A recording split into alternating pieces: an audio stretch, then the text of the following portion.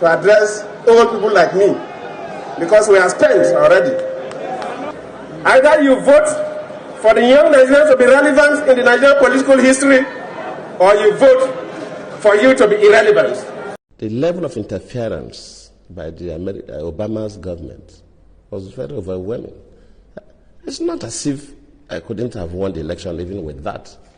But if, by my own thinking, and also the way some other people looked at it, they go outside the normal diplomatic relationship, then it should be mentioned.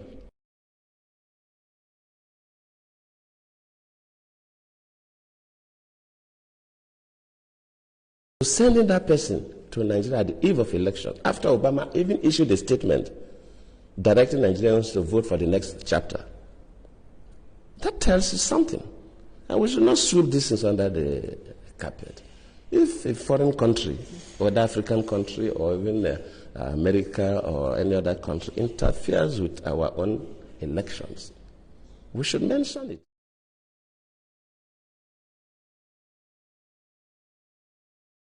Immediately the Chibok issue came up, we expect Nigerians to be concerned. How do we get these girls out? Within a couple of days, we saw people going to the US would bring back our girls' placards. How? Why? And of course, the Mrs. Obama received one of those placards. I cannot take responsibility for the abduction. I don't control Boko Haram. They are criminals. But as a president, of course, you know, it's not the president that go to the field. You have security and intelligence officers that do the work. The Fulanis were ready to go the extra mile to win that election 2015, but he was not ready. He was not seeing it for his selfish interest for him, that even though he lose, he was seeing that as nothing, but just for the interest of Nigeria. What do you take as regard? Nigeria actually break up under Jonathan. You know, that's one thing everybody must understand. You know, the unity of Nigeria came to an end in 2014. That's just it. You know, so Nigeria broke up under Jonathan in 2014. What you saw under Jonathan government was just a spillover of reservations of breakup, and he to an extent he tried to make sure that all parties are on this. He brought the issue of confab. He brought renowned technocrats all over the world. He brought a lot of people to the desk to see how Nigeria can revive or be rescued from that breakup. Nigeria naturally broke up in 2014. That's no two ways about it. So the struggling we are seeing today is, you know, the spillover of that, and we are still heading towards a total balkanization. So the North knows clearly why this seemingly gang up and with them and the Arab Yorubas. The Arab Yorubas always want to align with the Northerners, the Fulanis, you know, and that's what we saw under Jonathan.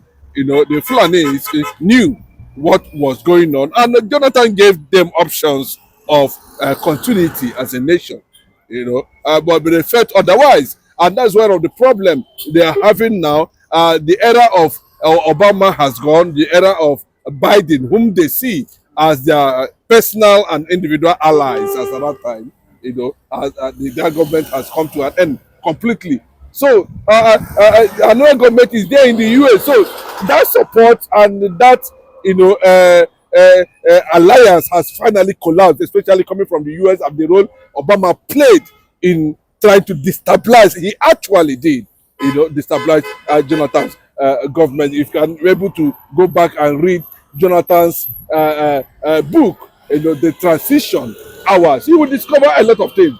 So now it's a very clear thing that Nigeria can never, you know, be one again. Yes, Nigeria broke up in 2014, and what we are seeing, the struggle has continued. For instance, Buhari, who was the father of the Janjaweed, let me just put it that way, or the Fulanis, or whatever you call them, or their patron, or the Meiti Allah, whatever, because, they always call on Buhari, whatever they want to do. And Buhari was able to, successfully create more problem for himself and for Nigerians by going to an extent of, bringing in Fulanization agenda, from different perspectives, from different countries, they brought it purposely, and it gave them the impression that Nigeria is their own indigenous nation. So that's what the problem is. And these guys, from all over Africa, jihadist movement from all over Africa, they are started seeing Nigeria, they started seeing Buhari, they started seeing, the northern Fulani politicians, as a place, they can come and take over. And that's what they are fighting to this moment. But Nigerians don't seem to understand the backyard role Buhari actually played, and to make sure that the Fulanis are brought with the support of the United States of America to fight any uprising as a result of the election, the Jonathan's election bid as at that time. And what we are seeing, unfortunately, the Niger Delta had themselves militants, of course they knew very well they cannot be able to stand the backing of the US by this Fulani military group, because definitely Obama would have financed, and Jonathan, having understood the motive of Obama as at that time, needed to be very careful not to throw Nigeria into unnecessary, civil war again. So, and a lot of people commended him for that. But the issue is that some of those things are still pending, unresolved, still going. Nigerians are still dying on daily basis. No solution, nothing. And that's why major stakeholders, are definitely asking that, at this point, that the last option for Nigeria unity has finally collapsed under Jonathan. Then, of course, what we are seeing now is just an ethnic indigenous people, both in the north, and both in the west, and both in the east, are seeking for, self-determination. Without self-determination, without, Nigeria breaking up, Nigeria can never move forward. Even if a woman becomes president of Nigeria, Nigeria can never move on. The only way, is to return Nigeria to Aburi. And I think that was what Jonathan was trying to do in another way with that confab. But unfortunately, we saw how everything was shut down by the APC government, especially the role Tinubu actually played in destabilizing that government. And of course, Tinubu is now facing the same consequences, because from what we are hearing, he's likely going to be a one-term president from the way we are seeing things. Okay, but do you think that Jonathan? Do you think that if Jonathan has stayed, for a second term, do you think that Nigeria would have been better than the way it is now? Definitely, because the level of people that was factored into Jonathan's administration, there are international heavyweight in all professionalism. They have been able to carve a niche for themselves. Almost all of them.